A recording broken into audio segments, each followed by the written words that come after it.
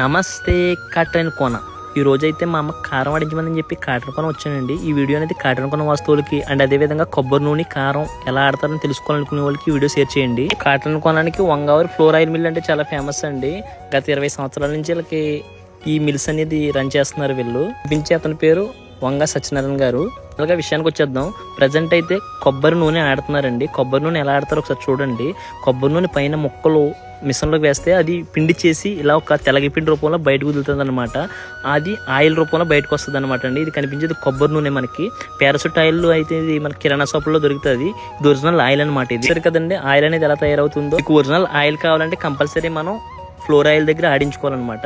ఇది కారం, స్వచ్ఛమైన కారం. నిమిర్చిని గ్రైండింగ్ పట్టి ఒక పిండి రూపంలో బయటకు వస్తుంది అనమాట. దాన్ని కారం అంటారు.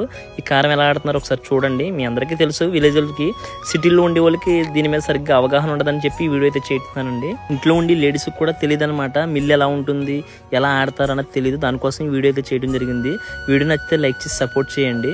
ఇక్కడ కారం, కొబ్బరి నూనె కాకుండా పిండి, పసుపు, కుంకుమ అన్నీ ఆడతారండి. నెక్స్ట్ వీడియోలో చూపిస్తాను మీకు. ఇక్కడ గానుగ నూనె కూడా ఆడతారండి. గానుగ నూనె ఎలా తయారవుతుంది, ఏ విధంగా వీళ్ళు మిషన్లో ఆడతారనేది చూపిస్తాను మీకు. ప్రజెంట్ ఇది కారం ఆడే విధానం అనమాట. ఇది చూసారు కదండి.